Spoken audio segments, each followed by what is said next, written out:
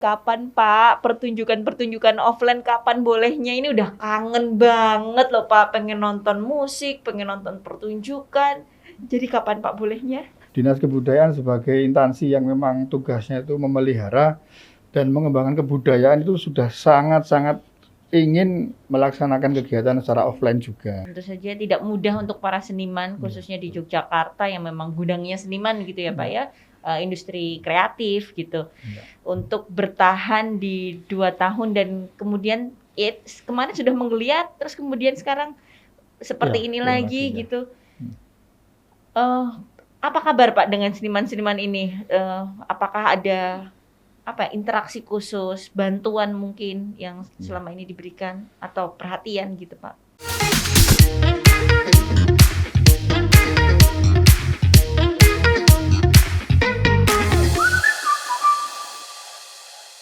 Jangan buru-buru, konfirmasi dulu. Pak Cahyo mau konfirmasi nih. Siap. Event kapan Pak? Pertunjukan-pertunjukan offline kapan bolehnya? Ini udah kangen banget loh Pak, pengen nonton musik, pengen nonton pertunjukan. Jadi kapan Pak bolehnya? Ya, kalau untuk kangen sama-sama ini kangennya. Dinas Kebudayaan sebagai instansi yang memang tugasnya itu memelihara dan mengembangkan kebudayaan itu sudah sangat-sangat ingin melaksanakan kegiatan secara offline juga. Karena memang kegiatan yang offline itu sesuai dengan tujuan dan juga sasaran kinerjanya Pemda diupayakan untuk men-trigger kegiatan ekonomi, peningkatan ekonomi di DIY. Nah, selama pandemi ini kegiatan kami dilaksanakan secara online, otomatis tidak maksimal itu. Iya, Untuk beda yang Pak, tetap rasanya peningkatan tuh. ekonominya jadi tidak maksimal. Kemudian juga teman-teman seniman itu kan tidak berhadapan langsung dengan pemirsa itu, ibarat kata kalau orang sedang berkomedi tidak dapat respon langsung itu kan Energinya nggak saling energinya kurang, berbalas. ya, jadi agak Padahal terbatas kalau itu. misalnya tadi kalau komedian gitu ya, begitu lawakannya keluar ada yang Ada tertawa, ada respon, yang ya. tepuk tangan, itu akan Betul. menambah adrenalin untuk Energi, ya, betul. energi lagi Iya. gitu Pak. Iya. Nah, untuk offline ini sebenarnya Dinas Kebudayaan tidak dalam posisi yang memberikan izin, Pak. Jadi kami itu juga justru yang pihak yang bertanya juga ini, Bapak-bapak ini kami kapan nih bisa offline kan gitu. Jadi ya untuk offline ini kita harus tunduk dan patuh terhadap aturan dari pemerintah, dalam hal ini yang setiap bulan keluar itu adalah Inmendagri. Ya. Inmendagri, di mana kebetulan sekali malah dalam 2 minggu terakhir ini DIY levelnya 4. Nah, level 4 ini aturannya adalah boleh dilaksanakan tetapi dengan pembatasan kapasitas. Hanya 25% kalau level 4. Level 3 itu 50%. Kalau level 2 itu 75%. Nah, karena ada kata-kata pembatasan, otomatis pelaksanaannya itu harus di tempat yang memang bisa dibatasi. Karena ada persentase, berarti pelaksanaannya di tempat yang memang bisa diukur. Daya tampungnya otomatis harus di tempat-tempat tertutup. Jadi prinsipnya offline bisa, tapi memenuhi kaidah yang ada di Inmendagri itu. Sesuai dengan aturan Ya, itu ya, tapi Pak, ya jadinya terbatas. Untuk penontonnya terbatas, tidak bisa maksimal. Sehingga untuk Dinas Kebudayaan pun sekarang masih memaksimalkan media sosial.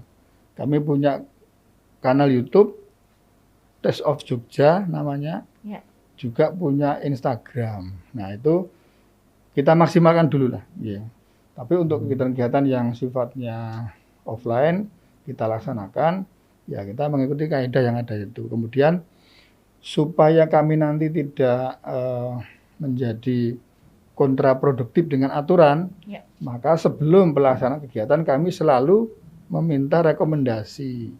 Dalam hal ini ke Satgas Covid, pemerintah daerah DIY, supaya nanti kami tidak disalahkan ketika ada sesuatu. Nah, kaidah-kaidah yang ada di Inmendagri itu selain pembatasan penonton, jumlah penontonnya, pembatasan kapasitas, juga harus menggunakan peduli lindungi. Dan yang boleh masuk hanya yang statusnya hijau. Ya. Seperti itu. Kecuali untuk yang memang tidak bisa divaksin karena alasan kesehatan. Ya, seperti itu, Mbak. Ya, jadi memang PPKM yang naik lagi ke level 4 ini otomatis ada perubahan-perubahan yang menyesuaikan lagi ya Betul, dengan iya, kaidah-kaidah tadi ya Pak ya. betul. Tapi waktu itu padahal kan sempet ya kita ke level 2 Dua, bahkan gitu, dan sudah mulai menggeliat itu bahasanya. menggeliat bener event-event Iya, kebudayaannya iya, gitu. Kalau boleh tahu Pak, kalau flashback sebelumnya, iya. selama pandemi 2 tahun kemarin ini dan sekarang kita masih menghadapi, yang terus bisa dilaksanakan atau bahkan sampai ada yang benar-benar harus ditunda, yang event mana aja Pak? Jadi untuk event-event besar, jadi memang pada tahun 2020 yang memang awalnya pandemi COVID itu kita tertunda. Jadi mulai Maret sampai dengan sekitar bulan Oktober itu kita praktis memang off. Ya. Karena itu awal-awalnya jadi kita masih mencari bentuk, kemudian masih adaptasi dengan itu. Kemudian setelah muncul istilah adaptasi kebiasaan baru, kita di akhir 2020 kita mulai. Kemudian 2021 itu kita sudah benar-benar adaptasi nih. Jadi penjadwalannya juga sudah mulai benar-benar kita laksanakan sesuai dengan jadwal. Ya. Tapi secara prinsip event-event besar yang dilaksanakan oleh Dinas Kebudayaan itu tetap berjalan, dengan konsep kita laksanakan ya awal-awal tanpa penonton, betul-betul tanpa penonton. Jadi hanya misalnya performance. Pak, salah satunya. Ya, jadi ke beberapa festival ya, misalnya ada festival kebudayaan Yogyakarta atau FKY itu, kemudian ada Arjok, itu Arjok seperti itu. Kemudian ada beberapa festival-festival yang berjenjang yang kita melibatkan kabupaten kota, misalnya festival upacara adat, festival dalang, festival Langen Carito, itu kita laksanakan benar-benar secara daring, itu tanpa penonton, Mbak. Dan itu berpengaruh ya Pak terhadap? Ya, kalau secara substansi kegiatan mungkin tidak begitu terpengaruh ya, karena kegiatan tetap berjalan. Kemudian kalau kayak festival kita tetap bisa mencari penampil terbaik, kita tetap bisa.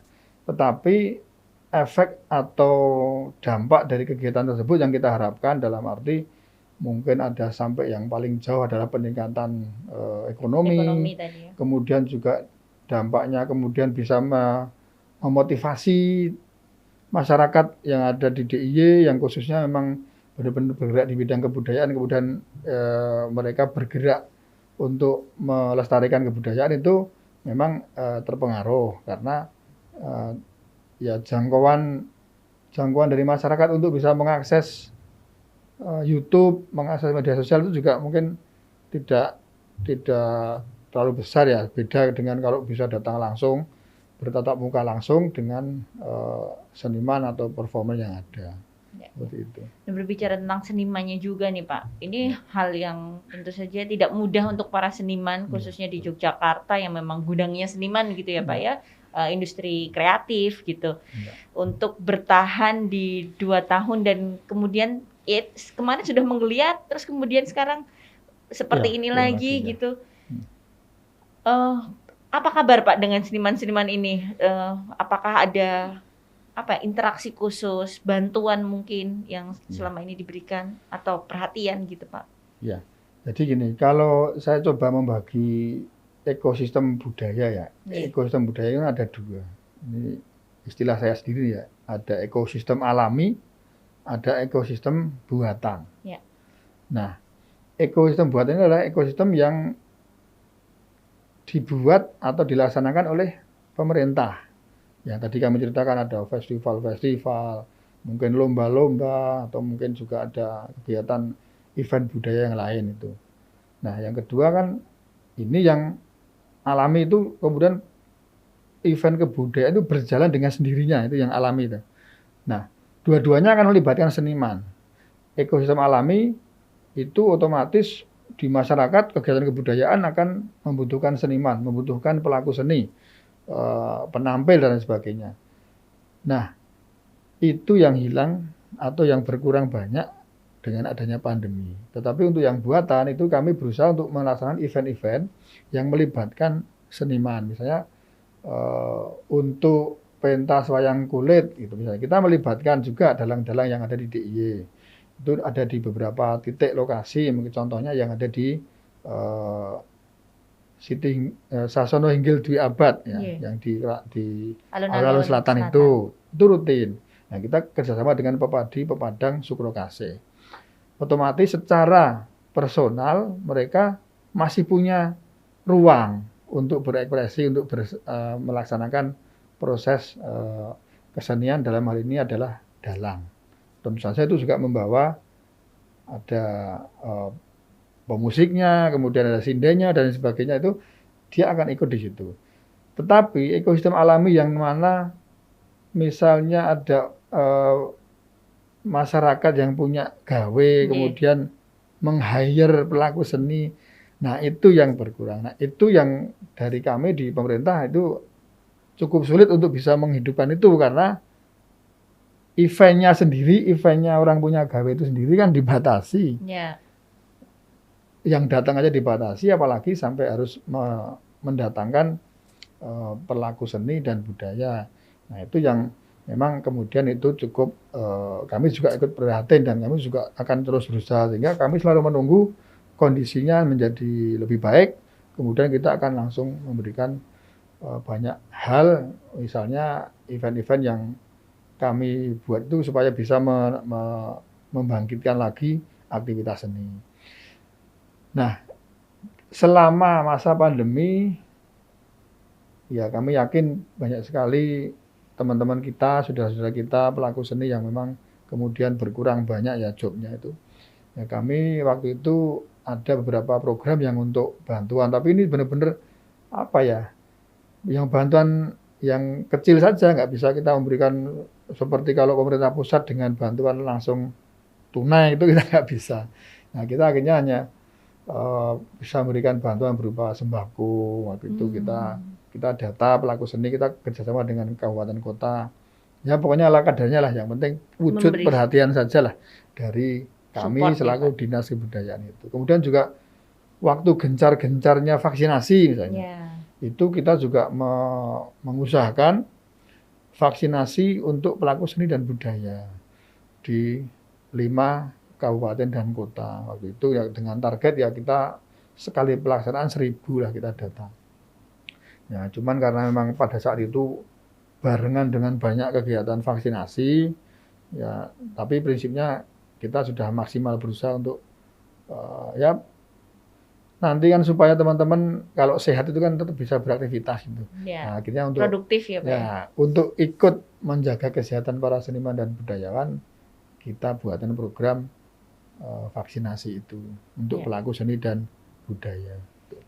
Nah, selain tetap kita melaksanakan beberapa kegiatan event yang mana di dalam program kegiatan atau event itu di dalamnya melibatkan pelaku seni dan budaya itu. Ya itu dalam rangka ekosistem buatan saja. Jadi tapi itu kan tidak bisa menjangkau semua pelaku seni dan budaya.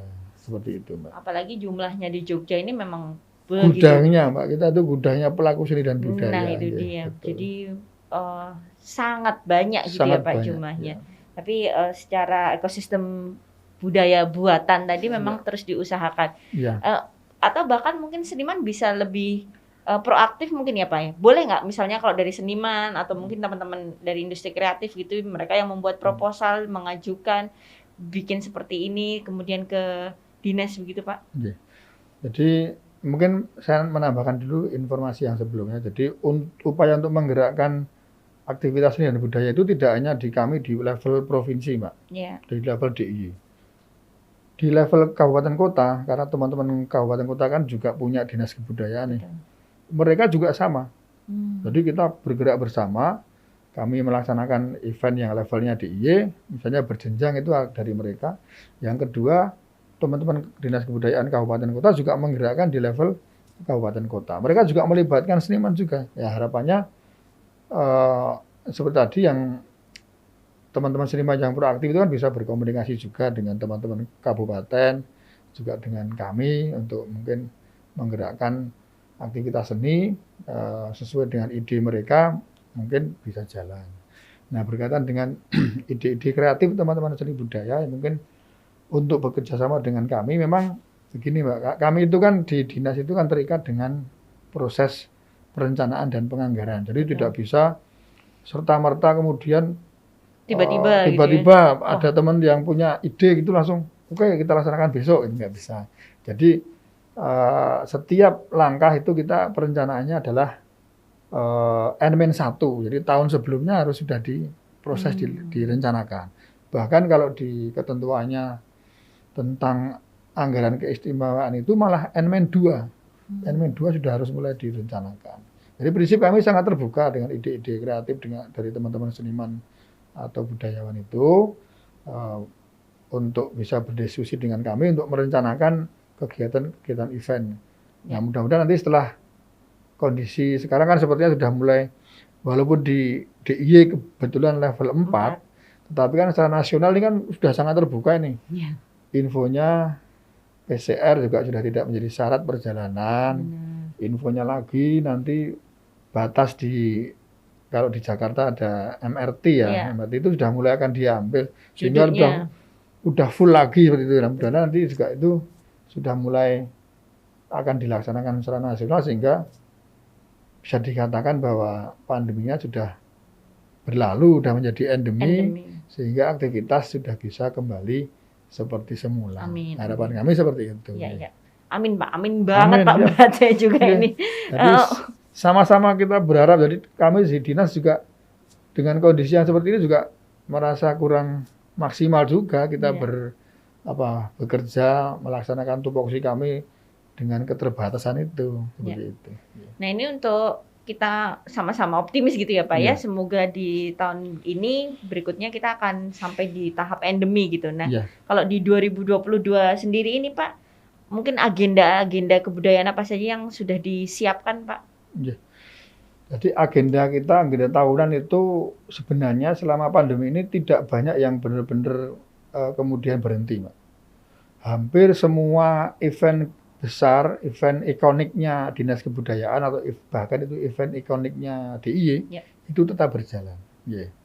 Yang seperti tadi kami sebutkan, ada Festival Kebudayaan Yogyakarta, FKI tadi ya Pak ya. Terus kemudian ada Arjok, ada Pasar Kangen, berbagai festival itu juga masih jalan. Festival Ketoprak, Festival Upacara Adat, Festival Langen Carito, Festival Ketoprak, kemudian juga beberapa perayaan-perayaan karena kami juga mengampu sejarah, perayaan-perayaan yang terkait dengan kesejarahan juga jalan. Kayak kemarin kita karena kebetulan tanggal 1 Maret ditetapkan sebagai Hari Penegakan Kedaulatan Negara. Kemarin juga kita selebrasi banyak aktivitas untuk mensyukuri disahkannya itu juga berjalan.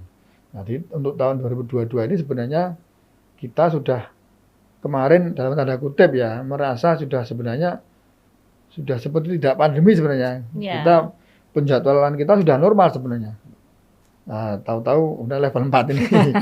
Jadi sebenarnya kemarin udah karena kalau level 2 kan sudah agak longgar. Karena 75%. Hanya kami yang belum berani itu pelaksanaan yang benar-benar murni di tempat terbuka. Karena begitu di tempat terbuka itu kan tidak semua susah mengontrolnya, kemudian kapasitasnya tidak terukur, pembatasan tidak terukur. Kalau nanti kemudian ada terjadi kerumunan yang sifatnya massal atau masif, kita sulit untuk mengendalikan. Nah, sehingga kita bukannya tidak mau melaksanakan, tapi kita menghindari nanti ada permasalahan yang timbul dari adanya event tersebut. Seperti itu, Mbak. Ya, jadi prinsipnya sebenarnya semuanya tetap jalan gitu, cuma memang mengikuti kaidah ketika level per level ini sedang kita hadapi gitu ya Pak ya. Ya loh ini dulu tuh kayaknya kalau FKY itu gegap gempita Mbak, luar biasa. Arjok juga ditunggu-tunggu baik yang pecinta instalasi seni beneran ataupun pecinta story Instagram, pokoknya semua hadir di situ. Dulu saya juga saya juga ini ya Pak, pelaku seni juga kan yang MC gitu kan. Itu kan juga rasanya terdampak. Arjok dulu nge-MC, FKY nge-MC, ketika ini kan semuanya serba dibatasi gitu. Betul. Nah, kalau ini Pak, ngomong-ngomong lagi nih satu hal Pak. Ya. Kalau sekaten ini Ya. sekarang ini formatnya seperti apa sih Pak? Karena sebagai orang awam mungkin banyak yang sekaten yang dulu di alun-alun itu loh, kok udah Betul. nggak ada gitu. Ya. Jadi gini Mbak, terkait dengan sekaten, sekaten itu kan sebuah prosesi atau mungkin upacara adat sebenarnya yang dilaksanakan oleh keraton sebenarnya. Iya. Jadi memang itu kan keraton itu kan berusaha untuk menyongsong peringatan memperingati hari lahirnya Nabi Muhammad itu, sehingga dalam proses itu kan ada namanya prosesi sekaten. Nah, keraton itu kan melaksanakan beberapa hal ya. Kalau yang sifatnya ritual ya, ada miyos gongso, mlebet gongso itu. Kemudian ada udik-udik, kemudian ada grebek, ada gunungan dan sebagainya. Nah, sebenarnya sekaten itu tetap jalan. Nah, yang tidak jalan itu adalah perayaannya, atau kalau lebih jelasnya pasar malamnya yang nggak jalan itu. Jadi Karena selama ini dianggapnya sekaten Ya. itu pasar malam saja gitu, identik padahal kan, identiknya identik dengan pasar karena malam. ya biasanya kan awal-awalnya itu kan mungkin juga dulu keraton lebih ke prosesinya. Betul. Prosesi Kemudian budaya tadi. karena di sana banyak orang yang datang, kalau dulu kan memang benar-benar banyak orang yang apa istilahnya ngalah berkah ya. Oke. Rakyat itu kan berbondong-bondong untuk datang untuk ngalah berkah, apalagi ada udik-udik dari raja, kemudian ada grebek dari raja, itu kan mereka datang. Nah, ketika ada kerumunan, nah ini dampak ekonominya. Nah, kemudian kan itulah yang kemudian mungkin cikal bakalnya lambat laun jadi pasar malam itu, karena selain situasi pandemi dan lain sebagainya ya sekarang sementara ini keraton kan melaksanakan sekaten itu tanpa pasar malam, tanpa perayaan yang sifatnya apa ya aktivitas ekonomi ya. Tapi sepertinya keraton juga tetap menyelenggarakan yang di luar prosesi berupa mungkin semacam pameran atau festival yang ada di keraton. Nah, nanti kalau itu karena memang sudah benar-benar di apa ya, yang mengelola sudah keraton sendiri. Nanti keraton yang akan melaksanakan seluruh rangkaian acara itu. Ya.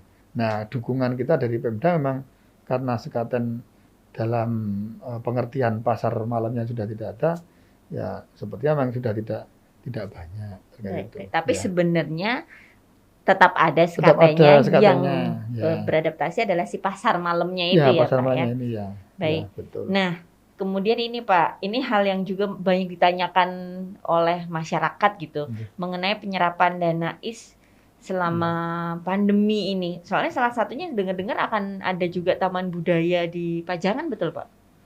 Taman budaya, jadi gini sebentar.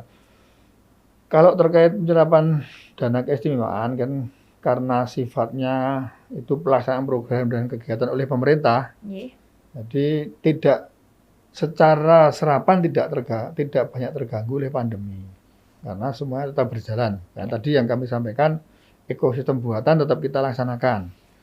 Ini khusus untuk yang budaya ya, untuk yang lain kan dana keistimewaan itu kan ada 5 urusan itu Mbak ya. Ada kebudayaan, ada tata ruang, ada pertanahan, ada kelembagaan, dan juga ada pengisian jabatan gubernur dan wakil gubernur itu. Nah, ya memang yang paling banyak kegiatan itu adalah yang urusan kebudayaan. Secara prinsip kegiatan kebudayaan tetap kita jalankan sehingga secara serapan tidak banyak terganggu. Nah, kemudian yang terkait dengan taman budaya, jadi Pak Gubernur itu istilahnya menghimbau atau memerintahkan ya, setiap kabupaten kota itu punya taman budaya. Jadi sekarang yang sudah berdiri taman budaya itu ada 2. Ada yang pertama berdiri adalah Kulon Progo. Jadi Taman Budaya Kulon Progo atau TBK.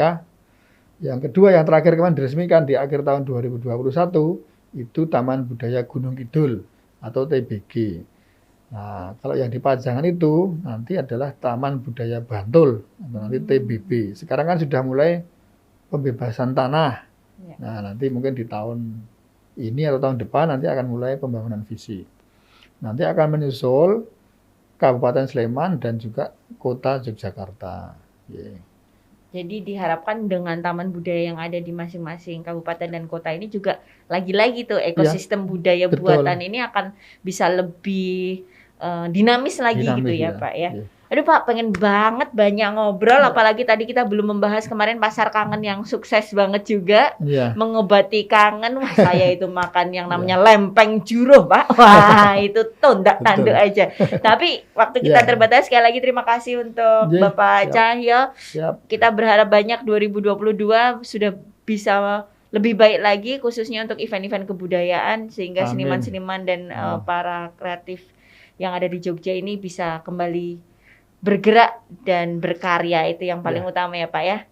Siap. Salam sehat selalu Bapak. Amin. Terima kasih. Mbak. Semoga sukses semuanya dan pandemi benar-benar segera berlalu. Amin.